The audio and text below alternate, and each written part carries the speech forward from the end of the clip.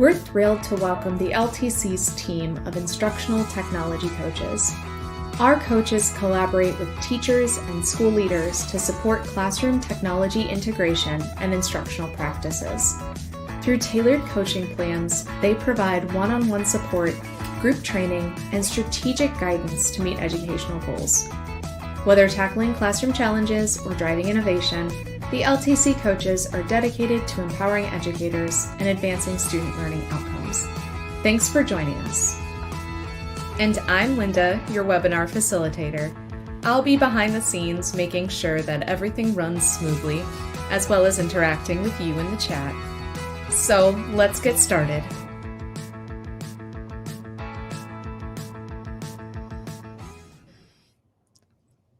Hello, Elizabeth. Thanks for joining us today. How are you? I'm great. Thank you so much for having us. Of course, we're happy to have our coaches on. You guys do such amazing work. But yes, let's go ahead and get right into it. I'm going to let you take the lead on this one, being our lovely instructional coach. So go ahead and kind of introduce what we're going to be talking about today. All right. My name's Elizabeth Radens, and I'm the lead instructional technology coach for the LTC. And today, the team and I are going to presenting coaching across buildings and districts, just presented by our team. So you'll get to meet them in just a little bit. We are part of the LTC, which is a statewide organization that provides tech services to K-12 school districts in many capacities. I am located at the very, very top of the state, just north of Rockford. And one of our coaches that's actually on the call is at the very bottom of the state. So we are everywhere. So our instructional technology coaching program is a year-long program that started 6 years ago, actually. It is a program in which school districts can contract with the LTC to get an instructional coach in their school district. Most of the time, our coaches take on 2 to 5 school districts per year.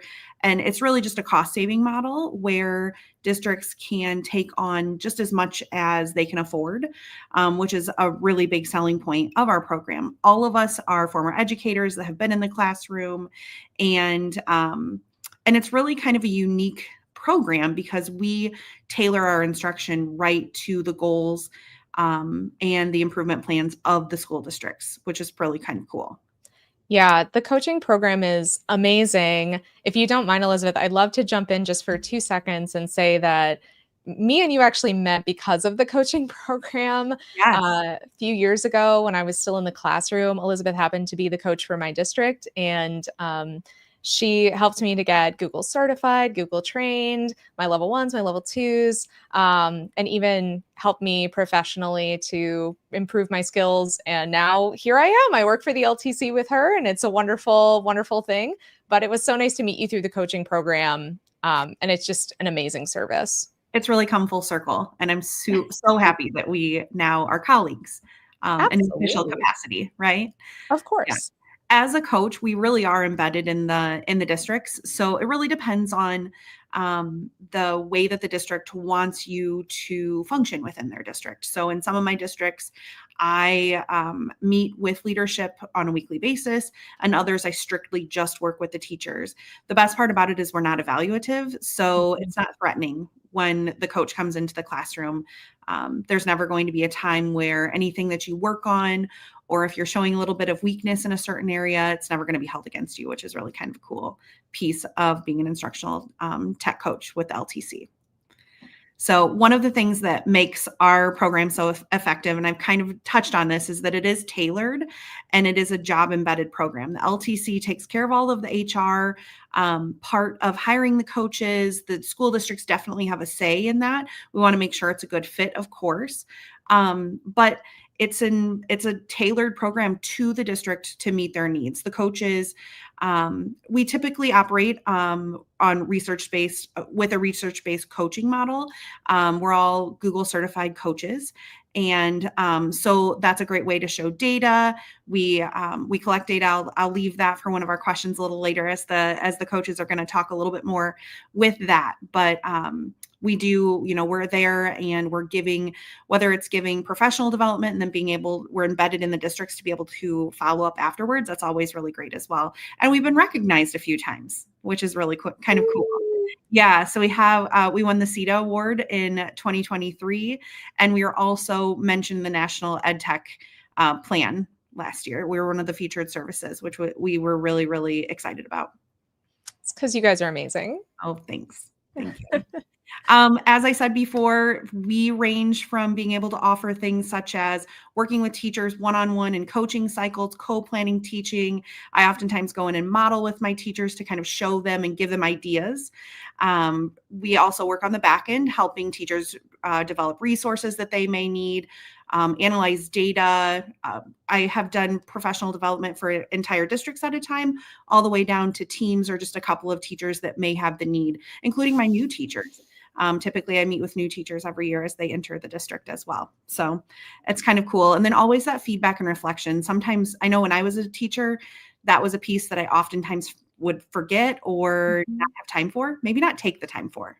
And so having a coach, having someone to come back around and schedule time with you to actually sit down and reflect has been a big piece in my coaching experience that I think my teachers really appreciate. You can see here, there's a few different ways. It really depends on how big the contract is that the district signs with the LTC. So we have a few different samples where a district may have 90 days, and you can see they're in the district 2 to 3 times a week. They have the ability to do much more than if you go over to District C that may only have 30 days, and they're there once or twice a week with a few weeks missing throughout the school year and everywhere in between. But we really try to work together to pick what's best for the teachers while also keeping the district and their financial state in mind as well. So some benefits for the teachers and districts, obviously, to receive that on-demand, ongoing professional development and that professional learning right there in the school and have that support. For districts, that return on investment is huge. We have coaches that have walked into districts and have been able to implement materials, robots, different programs that have been purchased in the past that maybe they didn't have the capacity to actually roll out to the districts. So that has been amazing as well, including even just working with the Chromebooks that teachers may be super familiar with the Chromebooks, but don't know all of the features, whether it's like accessibility features or things like that. So as I said before, the LTC takes care of all of the hiring and the HR thing. So we manage the employment side of things. There's less initiative fatigue within the districts because they are a person that is embedded in the district. It's not something new all the time. It is the same person following up with them and working with them side by side. So, and then that all leads to teacher satisfaction and retention. To have that little bit of support has been really great. Yeah, I mean, how amazing to be able to build relationships with the coaches. I mean, that's how you and I got started, was just, hey, can you come up to my room? I want to talk through something and I need an ear to listen, a shoulder to cry on, and just having someone that's available, who is trusted, who is so crucial. Yeah, once those relationships are built and that trust is there, that's when we can really kind of dig in and start to transform what's going on in the classroom. So I have my amazing coaches here with me today, and so you're going to meet them in just a moment. We support over 20,000 students, over 1,500 educators, 169 administrators, over 1,000 contract days split between all of us, 57 buildings, 18 districts, and one organization that serves one state. So it's pretty amazing. And you can see there is a little graphic there that we like to have a little bit of fun once in a while. But I'm all the way at the top, and then my friend Stacy is all the way down at the bottom, and you'll get to meet her in just a second. So all right, let's get started. Yeah. Is it time to meet the coaches? I think it's time to meet the coaches. Yes. All right. Sounds good. So let's go ahead and bring some of them on now.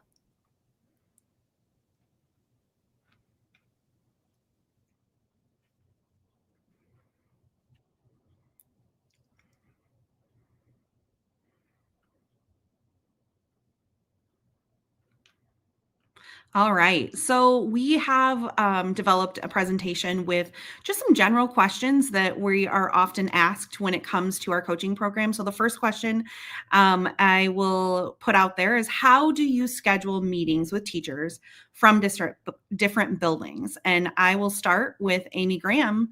She can go ahead and kick things off. Amy, tell us a little bit about you. Hey, I'm Amy Graham, and I am an instructional technology coach I'm technically in the northern part of the district, but I'm more central Illinois. I'm located in Ottawa, Starved Rock Country. This is my 5th year with the LTC. It has flown by, and I am currently serving 5 different districts, and I am also the lead for the LTC EdTech coaches meetings that are happening monthly. So to schedule meetings with teachers when I'm at different buildings, I like to use both Calendly and my email. I find that there are some teachers that prefer to schedule in advance. And then I also have some teachers that prefer to just contact me directly, and we can work through the times and the dates that I'll be available. And that's what I have found has worked best in my buildings. All right. All right. We're going to move on to Kristen. Hi, everybody. My name is Kristen Can. This is my first year as a coach through the LTC, and I am contracted between 2 school districts in Southern Cook County region. I service 7 different buildings from pre-K all the way to adult learners. And prior to this role, I was a 7th grade language arts teacher for quite some time. I also serviced high school students as librarian and ELL support teacher, reading specialist. I wore a lot of different hats, but happy to call this home for now. I am going to piggyback off of what Amy said, and I use Calendly and email for the same reason. Some of my teachers really just prefer email, and then I really like to push Calendly because it helps me stay organized, and it's easy to use for my teachers too. I like to include my Calendly link in my email signature, so it just makes it easy to find, my Calendly schedule. And then I have a little link inside there that has my month-to-month schedule, just so teachers can see when I'm in their district, so they know what days that I'm available to help. Let's see. Other than that, I just started this semester. I printed out a QR code for my Calendly link, and I actually just inserted it in my ID badge for my lanyard. That way, if I'm, bouncing between buildings and I get stopped in the hallway, it's easy for either me to scan, the QR code on my phone, or that teacher or administrator that's like, hey, I want to brainstorm with you about this thing. I can, whip that out and say, okay, put it in my calendar now, just so that we don't forget later on.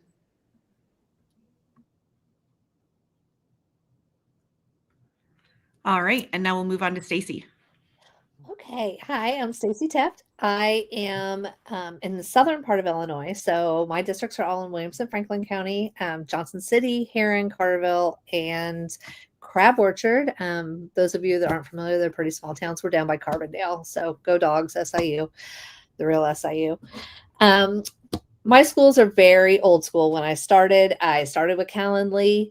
I quickly realized Calendly wasn't going to work. So as an educator, we always do what we do and we pivot. So they text me, they call me, they stop me in the hall, they email me. I like it that way for me as well, because it gives me control of my calendar more, and I'm kind of a control freak in that way. So with bouncing around to 4 different districts, it helps me be able to manage where I'm at, because there's days that I'm in all 4 districts in one day. So that way I can kind of manage my drive time and things like that to bounce between the districts. All right. And last but not least, Brian. How's it going, y'all? I'm Brian Kraus. I'm up in the northern region. So I'm based out of Rockford, working with the district for one district across 10 buildings. And it's really an amalgamation of everybody on there. I mean, sometimes folks will toss in Calendly and I'll get an appointment from somebody at a random time.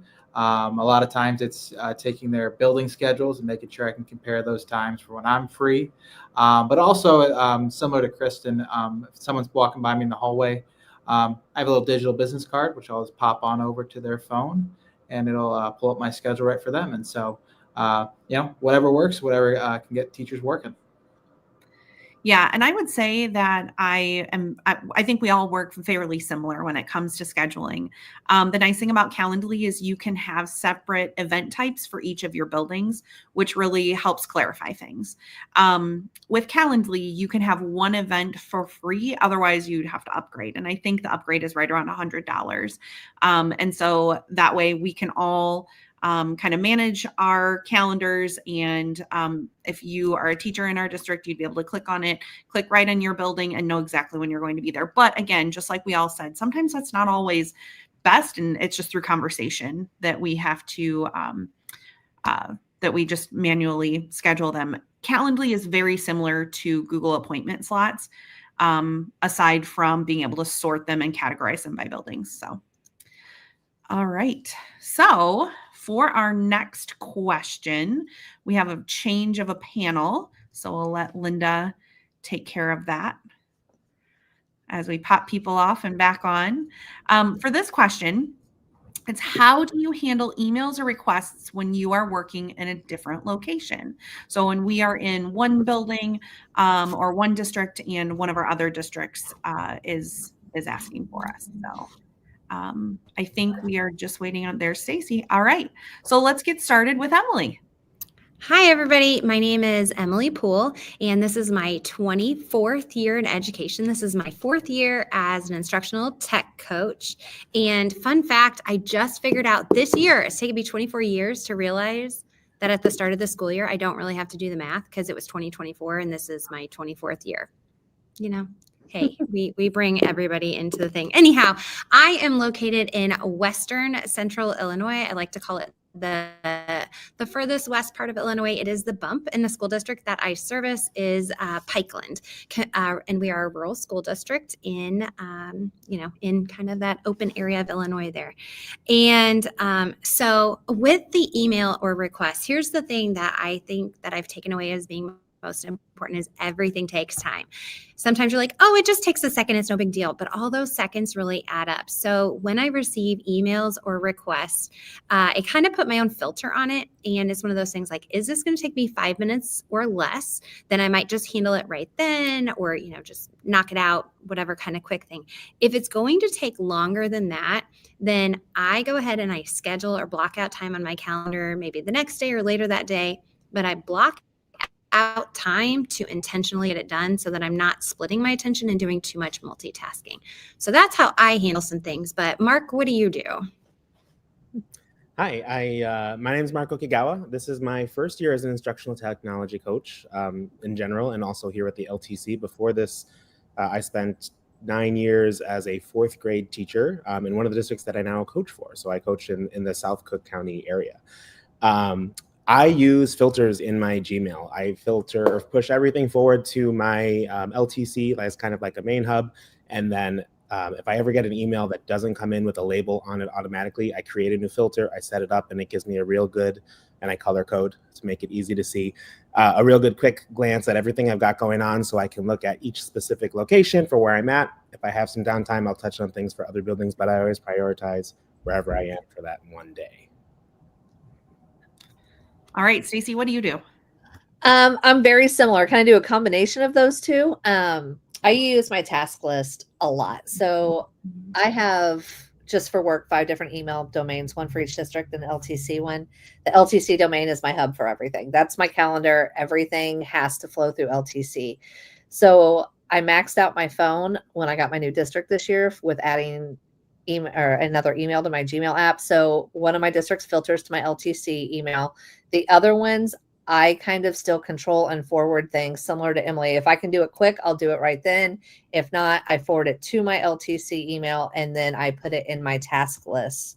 So I believe we'll talk about that more detail in a little bit. And then for my task list, I assign it to my Google Calendar. That way everything flows. I know where to find it quick and easy. I can go ahead and archive the email, keep my inbox clean, and move from there. Okay. Amy? Hello again. So I'm very similar to everybody except that I like to have everything filtered into my LTC email. So I think something that we're missing on really driving home is that we are all spread across different districts amongst ourselves. So I have 5 different buildings in 3 different districts. And so when you have those teachers that are all emailing you, it becomes difficult to catch those emails that are coming in when you use multiple different domains and different email addresses. So what I have found to work best for myself is to just go ahead and have everything flow into one. And then to steal from Mark, I have it color coded. So I color code through labels in my Gmail, and then it will put a little label on there if it's from Lostant, if it's from Tonica, or whoever it's coming from. But it also helps organize that for me so that if I am in a particular district, I'm prioritizing that color. I'm just very color oriented. And then if I have something that I need to make sure I come back to, I feel kind of dumb, but I just discovered that if you are in your Gmail app, the little icon that has the little envelope with like the little bubble on it, that's how you mark things as unread after you've read them. I have struggled with this because if I open something, it automatically leaves my brain. So if I can mark it as unread, I will automatically come back to it because I can't handle the little notification in my account. So I'll read it and then I'll mark it as unread if I need to come back to it, or I can snooze it and come back to it later. So that's how I handle my email requests coming from different districts. Hey, Amy, you're not alone. I'm not alone on that. No, I've just started using that button more effectively myself. That makes me feel better. Mm-hmm. I think I'm the oddball in this group that I leave all of my emails separate and then I bounce between them. So then I can prioritize the district that I'm in, but I'm still looking at all of them. The one thing that makes me similar to you guys is that they all come into my phone. For better or worse, I just try to set my boundaries and not check my work email on my phone as much at night. But they flow in that way. But when I'm on my computer, I flip back and forth between my profiles. So, all righty. So we're going to move on to the next question, and we have we're going to switch up the panel real quick. How do you keep up with paperwork, projects, emails, and coaching cycles across buildings? So as soon as Mr. Kraus appears, oh, there he is.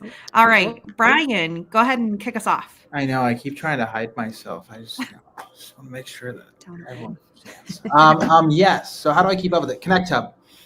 We have used a couple tools throughout the years of different tracking, whether it's something that we have built ourselves using spreadsheets or forms within the Google Workspace, and switched to a couple other products. But one that we found that has landed quite well for us as instructional technology coaches is using Connect Hub, which is coming out of a Google Innovator project that someone had made because they didn't have the same thing. I know a lot of instructional coaches throughout the state are using Connect Hub. We use a paid version because we want to customize it, but the free version is actually what I used my first year of coaching. And it is a phenomenal tool for tracking all of my interactions, but also tracking my cycles and keeping it all in one place. And it pulls through your Google Calendar because I don't want to put more work if I don't have to. It's awesome because it's all within there. All right, Kristen. I personally don't know what I would do without my Google Calendar. Especially when it comes to research and development for different projects I'm working on in my districts. I know that would get put on the back burner for me if I didn't block out some time in my schedule to allow for that to happen. Because, we're here for the teachers and the support of the teachers, but this is also an important piece of coaching. And I know that I would, leave that for work at home and not prioritize that as much as I would like to if I didn't have my Google Calendar to kind of block out some time for that. So that's a really, really important tool for me. Google Tasks is also another one that has been a game changer for me. I even use it when I'm meeting with individual teachers. If we're planning out a project and there's some work that I have to do on the back end before we actually implement the project, I'll, type it out in real time as we're having that conversation. And then I know to bump that to the top of my priority list as, hey, I have to get get this done for Jill, by next Monday. So it just helps me stay organized and prioritize my to-do list. Yeah, I think that you really hit home on the setting boundaries piece, like really trying to make time for things in schools and not taking up as much of our evening time. All right, so next up is the taskmaster herself, Emily Poole. She's so excited. I don't Tell think I would call me a taskmaster. I Maybe would.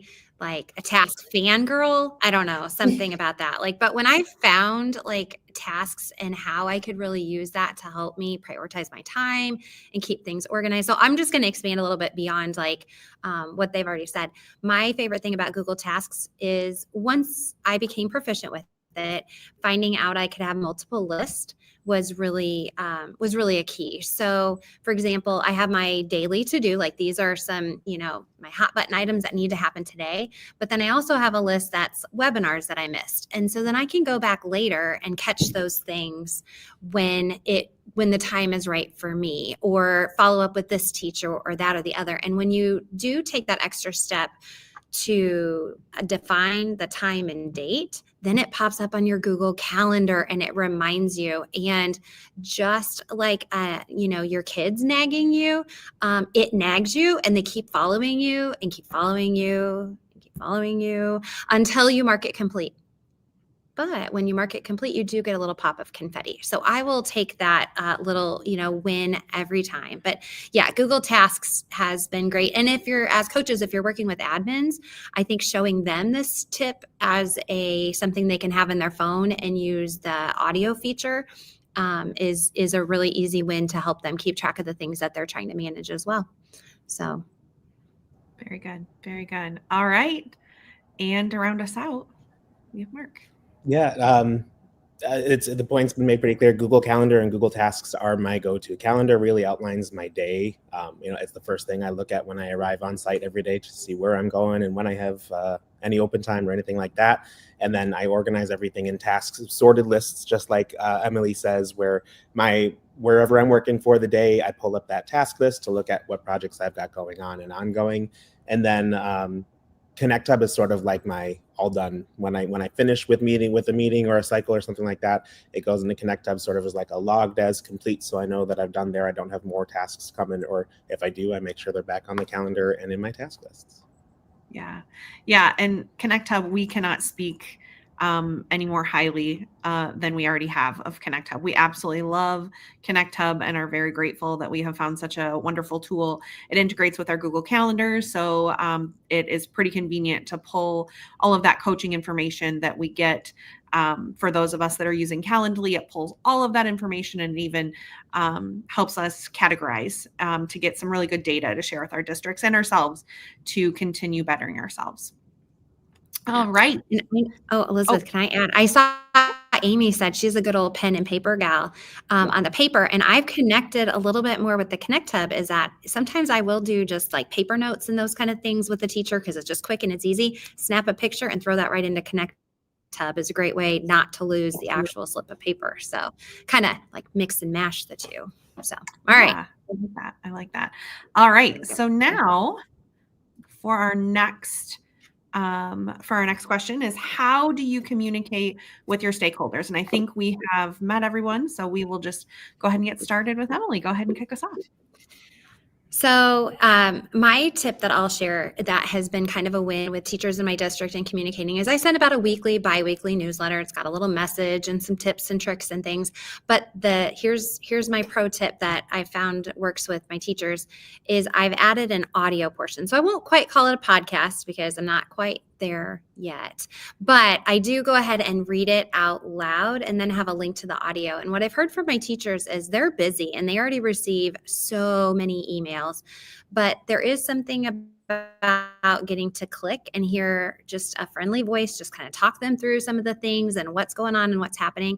I've been told that I go on car rides and that I'm also available when people are doing their hair in the morning. So just making it accessible for teachers to be able to, to communicate in a way that doesn't add another burden to what they're, to their time and those kind of things. But I like Brian does some really cool stuff with communication too.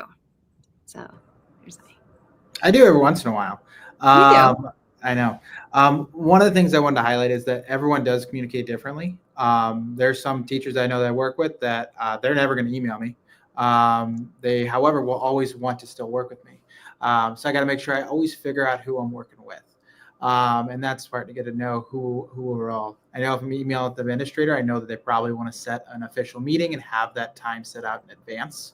But I know if I have a busy teacher who might be, substituting during our normal time, I've got to make sure I check in with them in person. So one of the ways I definitely always communicate as mass wide, I do a Tuesday tech tip that comes through S'more, which is a great newslettering tool. If you haven't had a chance to check it out, I know a lot of schools and districts use it.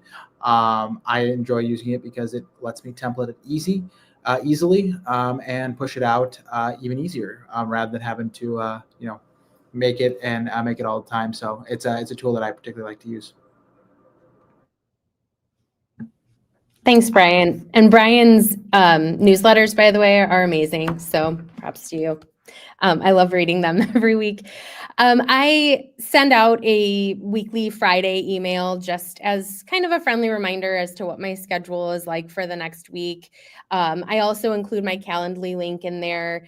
That way it's just easy access. So I know that I have it in my email signature, and teachers are used to seeing it in various places, but it's nice on a Friday to just have that in there so they can quickly access it for next week and book a time with me.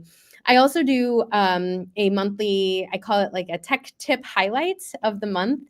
So it's just, I pick a tool that I would like to spotlight, and I put out just a very simple format of important information about the tip itself and the tool itself, and then I'll have teachers sign up for time with me that month if they use that tech tool and sign up for a time to explore that tech tool with me during that month.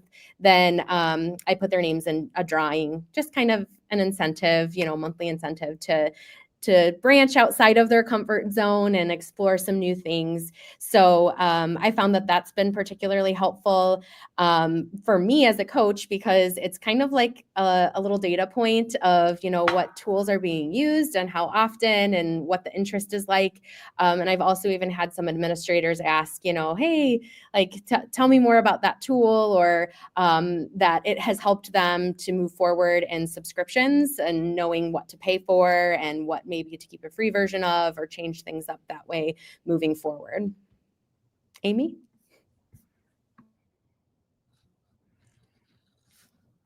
I think you're muted. I am now unmuted. Thanks, Kristen.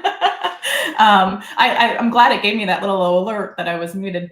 No, I was saying over my past 5 years, I feel like I have tried everything under the sun to communicate. I've tried the punch cards. I have tried the newsletters. I have tried just sending emails. And I think Brian kind of hit the nail on the head when he said you need to get to know the building that you're working with, and in particular the teachers that are amongst that building, because everybody prefers to communicate differently.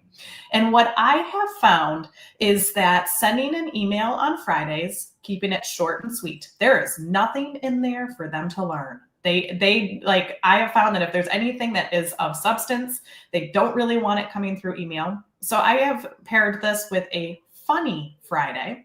So I send a quick little meme or a quick little video, and then underneath I will put my schedule for the next week, because it's not always the same, because again, we're in different districts. So that has gone over really well, because then they can click my Calendly link and they can sign in. I have also found that just walking the halls, and I'm somebody who enjoys working out every day and going to the gym. And so I'll just get my steps in. I just walk and walk and walk. And as those passing periods come through, I can hop in and talk to those that enjoy stopping and chatting. And that's the best way for me to get people to buy in and find time for me and share struggles that they're having. And then I can go back, and when I get to my desk, I will follow up with them via email. When I send those Friday emails, I do make sure to include my administrators in there. I think that they like to know when I'm going to be in the building. And then I do also combine all of this with a bi-monthly newsletter that I post in the bathroom. There has been something about sticking those on the wall in the bathroom this year and not doing it every month. It stays the same for 2 months, and then I will post another. It keeps my workload down, but it is the QR codes are being used. So apparently people do bring their cell phone in the bathroom. So those are my things that I use to communicate with my stakeholders.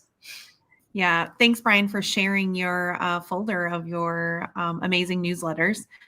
You prepare to be amazed when you look at those because they are really, really great. But yes, I am the same with Amy. Amy and I actually did our newsletters together for a couple of years.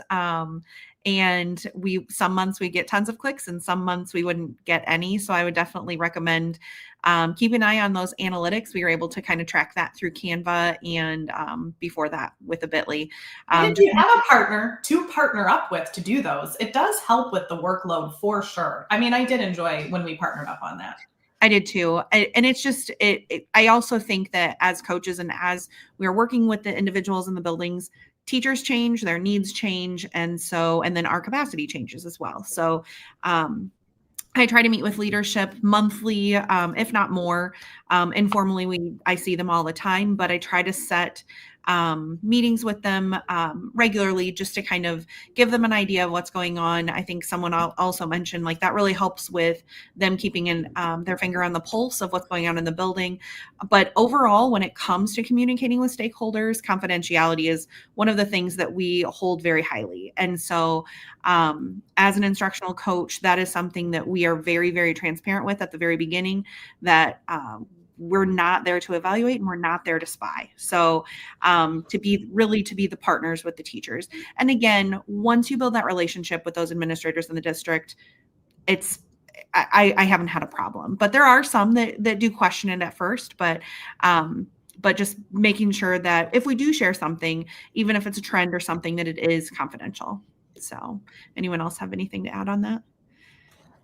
No, I think kind of what you said, though, is like, shouting out the positives and sharing the great things that are happening and those kind of things. And then if you notice something that's, needs tweaking or changing or those trends, depersonalizing that and finding out how to view it as a symptom that we support, improvement in rather than calling somebody out. We're not tattles. Absolutely. There's enough of that in first grade. Yeah. So. All right. So on to our next question. We have, how do you maintain relationships with teachers when you aren't in the same building every day? So we will get started with Mark. He will kick us off. So I send out emails after I've seen a teacher, usually the next day, even if I'm not in the same location. I like to send a little follow-up email, a check-in, thanks for meeting with me, a link to sign up again and meet again, that little bit of marketing that we do. And then when I'm there, I do like to go, or when I'm on site, I like to walk around the schools. I can't stand sitting all day. So even if it's not with a purpose, although I think sometimes it looks a little weird, I get up and I walk around, just roam the hallways. I do have teachers that I know I can always pop in their classroom and they're happy to see me. Usually a question will show up when I do pop in. And if not, it's just a chance to say hi, remind them that I'm available. And from those, I do get a lot of teachers reaching out for more help or scheduling time and things like that. So that physical presence is huge. Yeah. And a fun fact, Mark has told me before, what is it, like 17,000 steps you try to get in a day? 15. Did I make that up? 15,000 steps, folks. He is like, when he says he's doing it, he really is. But I don't get that many steps. I think my Apple Watch is broke. I don't know. But all joking aside, for me to keep relationships with the teachers, because we're not there all the time, I have over 100 and some teachers that I'm with and different things, but I wouldn't remember all the things about them. So I take in my notes, not just coaching and teaching, but I also take notes about their personal life. So, Mary has a cat, or so-and-so's daughter just went to college, check on them next Tuesday, or, just other things like that. And that was especially important in the beginning when I was getting to know them, because then I could kind of, not really study, but kind of check, oh gosh, I hope none of them are listening. I just realized that. Okay, well, now they know. Sorry.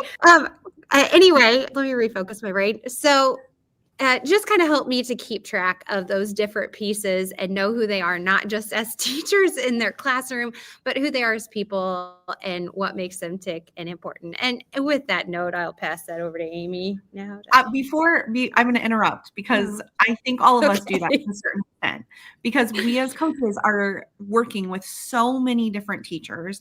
And then those of us at the LTC have so many districts that it is impossible for us to remember every single thing about every single person. We are caring people and want to be part of their team. So I think I know I'm guilty of it. And that if somebody tells me something big is happening, I put that in my calendar so that I can remember to give a shout out or to check on them, like you said, depending on whatever it is. So, okay, go ahead, Amy. Sorry about that.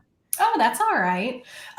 So I would say that to not just keep saying, the same thing that's been said over and over, like taking the notes and trying to remember the big moments. I try really hard to never make my teachers wait. No matter which building they're in, if they email me, that is it's important to them. It's their priority at this very moment. And if I was to text a friend and say, hey, I need help with this, my friend's going to email me or is going to text me back right away. And even though I do put priority to the building that I am currently in, I will get back to them as soon as possible. I had a board member calling me at 4:30 last Thursday. I was walking out of the Y after working out, and by golly, I didn't say, oh, it's 4:30, I'm done. I answered my phone. I called them back. We had a conversation and we got it taken care of. When you reach out, I understand that they need me. So I guess that's how I maintain my relationship, along with walking through the buildings, making sure I remember the big moments that are happening. We're just trying to connect overall. All right, I'm going to piggyback off Amy with the my rule of thumb, which could also be viewed as a toxic trait, is I'm never off duty. If I have a teacher email me at 11, I answer them at 11 if I'm awake. Sunday night, we were going to have a remote institute day for one of our districts, which it still makes me chuckle. I had administrators blowing me up, asking me, how do I turn my institute day into a remote day? I'm like, oh, wait, your teachers do this all the time, but okay. So I'm never off duty. That being said, caveat, I'm at the end of my career. My kids are grown. I can do that. So I'm a big advocate for not letting them wait. I make my teachers feel like a priority. That being said, I'm also a huge advocate for water the flowers, not the rocks. This is my 4th year. I have all my repeat customers that have become very good friends. There are some I go out to dinner with that I didn't know 4 years ago. I got invited to Christmas parties this year. That was a big moment.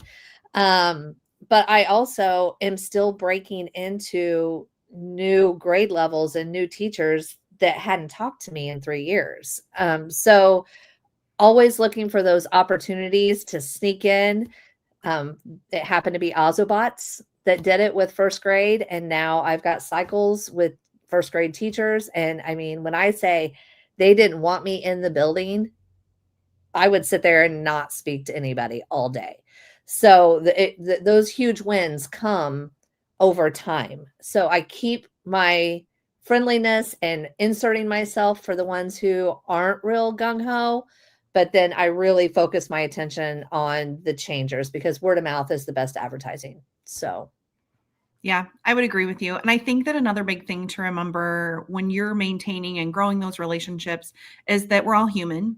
And so there have been times where there are teachers that I work with a lot and I stop by or I send them a quick message asking to stop by just to check in, and they might not have time and it might not come off the nicest, but I know I always have to take a step back, and I know it's not me. It just might be they're having a rough day in the classroom. We've all been there. We've all had those days where you just don't have the capacity. So that's another big piece, I think, when it comes to maintaining those relationships, not taking things personally when it comes to, because you're their partner, you're their teaching partner. And so sometimes, you kind of catch a little bit of flack when you're working together on some stuff. So I will say one simple thing. Sorry, I forgot this.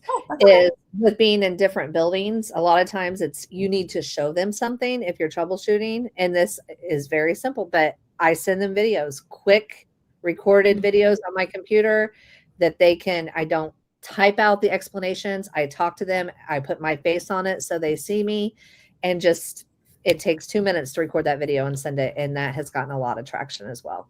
And I have found when I personalize those videos and I can say, hey, Stacy, this is what I was going to tell you, blah, blah, blah, blah, blah. Like that really hits home for them. All right, let's go ahead and move right along. How do you show coaching impact? So we'll do a little switch and then we will get started with Kristen. All right, I think everybody's here. So for me, this really goes along with the last question and building relationships with teachers and just letting them know that you care. A big one for me, I really love to recognize the staff that works with me and utilizes me. I like to show their growth and their gains and to, kind of give them that boost of confidence, especially with those teachers that feel like they're not techie, quote unquote. And, that word spreads fast. So, if I work with Jill in 4th grade and she talks to Erica in 5th grade and, hey, I did this really awesome project. And then I also jump in and send a little shout out, through email or things like that. I feel like that really goes a long way, just giving them that recognition and that props for, trying something new and stepping out of their comfort zone as far as tech integration. This also kind of circles back to my tech tool highlight idea that I was talking about earlier in the webinar, giving some sort of incentive. And then I do a little like spin the wheel to see who wins, and I send that out. And then I'll comment a little bit on, what I've seen in the classroom as far as that tech integration with that tool. And it makes them feel good, makes them happy. And, I think that admin appreciates that too. If sometimes I'll send like a little private comment to them, or if I am meeting with them about something anyways, and I had met with a teacher earlier that day, or, it's just fresh in my mind, I'll make sure I mention like, hey, so-and-so's doing a really great job. Here's something cool and different that they've tried in their classroom recently. So I think, building those relationships and showing that recognition really goes a long way. Yes. All right. And now for Mark. Much like Kristen, word of mouth is great. When I do model a lesson or work with the teacher, trying to get them to tell others, what we're working on. Other teachers often like, can I do that too? That's fantastic. And I mentioned before that I like to send a follow-up email. And one of the questions that I ask in my follow-up emails are, can I share this? If I have any pictures from our lesson, I send it to administration, and I love to say, look what we're doing, and look at how excited the students are, and try to get a visual of that impact. Yeah, and asking for permission, then you can kind of, if they tell you yes, then you're free to share. That's all right, Stacy, go ahead. Word of mouth. I am right on board with that. I also am a big data freak. So I have lots and lots of spreadsheets. I do beginning of the year survey, a middle and end of the year survey, but I also do every quarter for those teachers that I work with, because I'm very fortunate and give teachers CPDUs that work with me. So part of that process is they get a feedback form to fill out about me. So I get that feedback as well of what's working, what's not. And my tagline, and it kind of evolved accidentally, is to go along with them is, oh, that was so great. When can you come back? I'm like, I can come back. Let's schedule something. But remember, tell a friend. It's always tell a friend as I'm walking out the door. So, which is great until because I have 600 teachers. So if we get to the point that there's 600 friends, then I might be in trouble. But it just that communication, but also having that strong data to come up to advocate for yourself when the time comes at the end of every year. If anyone was going to have 600 friends, it would be you, Stacy. All right. And then quickly, Brian. Absolutely. I mean, along the same lines, still keeping that quantitative data, because quantitative data is always good to be able to use and discuss and be able to grow from. But, the biggest impact I always see is when I'm modeling with the teacher, and you see the kids come back in, and they're excited to see you when you're in there. And the teacher's also excited to see their kids excited to use technology and continue to use technology, especially effectively and well. So yeah, all the data in the world is always wonderful to be able to prove yourself, especially. But sometimes hitting you in those heart feels when those kids get excited to break out whatever they want to work on. Or when you see them year after year too. Oh yeah. Yeah. When they're like, oh, you're back. Yeah. All right. And then we will go to our very last question that we'll try to get through quickly because we are running out of time. How do you continue to grow yourself as a professional? I'm going to ask each of you to give your top thing. How do you grow yourself as a professional? And we'll go ahead and start with Amy. I struggle with this one, but I am making a conceited effort to make sure that I speak with as many networking groups and learn from my friends as often as possible. Awesome. All right, Stacy. I'm also really, really bad at this. My first few years, I was getting every certification under the sun. Got my ISTE certification last year. I feel like I'm good now. That took care of me for a little while. But honestly, and this will sound cheesy, but it's our team. Between our coaching team, the greater LTC team, the amount of knowledge within the organization is really what feeds me. Because I'm on limited time to do it for myself. So those staff meetings and our weekly meetings, that's really when I kind of get my cup filled. Yeah. And we always say when they get one of us as a coach, they get the whole team. Thank you. Yeah. All right, Brian, what's your favorite? Absolutely. There's always a lot of things you can do asynchronously on your own. I did join Google Innovator this past year.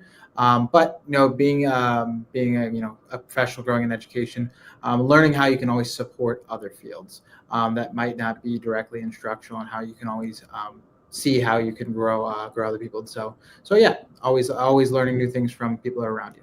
Yes. And then Emily. I'm a big auditory learner. So I do audiobooks, I do podcasts, I do the PLNs like they do, listening to YouTube. So anytime I'm driving or on the treadmill or something, just really picking up sources. I think being a coach, it's really important that we model that we're learners too, and we're always growing ourselves in order to help our teachers. How was that? Very good. Great job, guys. All right. Now we are into our last couple bits. So I will hand it over to Amy to talk a little bit about the LTC EdTech Coaches Network that she took over this year. So go ahead and give us a quick plug. Yeah, so I'm posting in the chat right now the calendar of the remaining dates that we will be meeting. So we are the LTC EdTech Coaches Networking meeting, and I am lucky enough to be the host for these. What we are aiming to achieve with these meetings is to come together as instructional coaches and technology coaches to try and discuss the hot topics or the hot issues that are happening within our districts. And we tend to take these meetings as more of like a Q&A style. So there is some Q&A time. We have tried to incorporate some networking time through breakout rooms. So you can go in, spend 10 minutes talking about a conversation starter. And I've also tried to make this just a safe place to come in and share ideas, share places you've been, things that you've seen, and ask those questions that have just been either sitting on your desk or you can't seem to find an answer for. So I welcome anybody that is interested in joining this community to please join us. Our next meeting happens to be this Friday from 11 to 12. So I welcome you, and I have stuck that link in the chat for you. All right. And then lastly, Linda, do we have time to talk about the community for just a second? Oh, I can't hear you, but I think you said sure. Yep, go for it.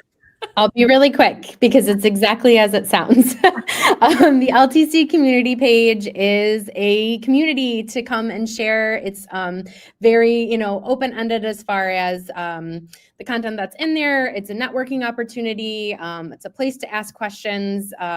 It's a place to gather resources. One off the top of my head, our own Stacy Taft did an amazing job. She shared a 12 Days of Techmas back in December, and those that were in the community page got all of her hard work for free.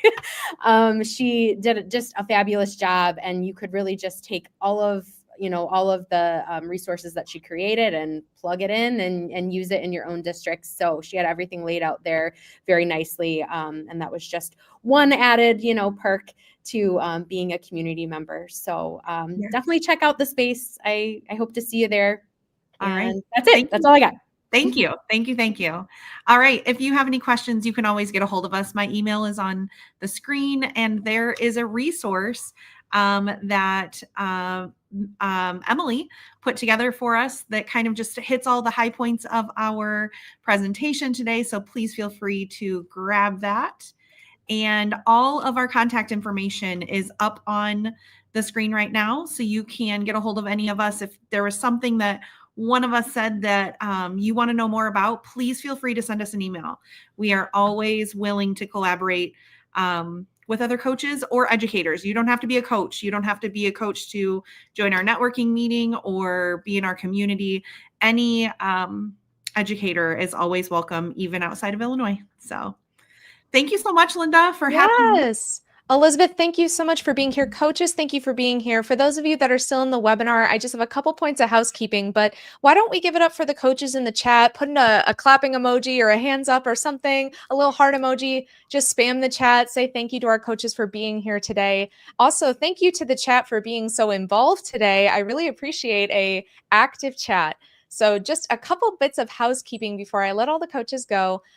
First is that this is a recorded webinar. So if you want to go to our YouTube page, find us at the Learning Technology Center, all one word. You can find this resource in the future, and I do page it out by chapters. So if there's only a specific part you want to go back to and listen to, find that chapter, go back and listen to it, and you can access it there. You'll also get PDCs for attending today if you are an Illinois educator and you registered through StreamYard. So if you came into StreamYard, put in your information, and got into our meeting today, I'll be sending out those PDCs very shortly. You can expect all of that sometime tomorrow. So stop on our YouTube page or check your email for those PDCs. But otherwise, it is nearing the end of our webinar. And so I think it's probably time to bid the coaches adieu. Thank you guys for being here today. Thank you again for having us. We really appreciate it. All right. And for those of you in the webinar, we will see you on our next one, which is next week. So if you want to register for that, go ahead and do so. We'll see you later.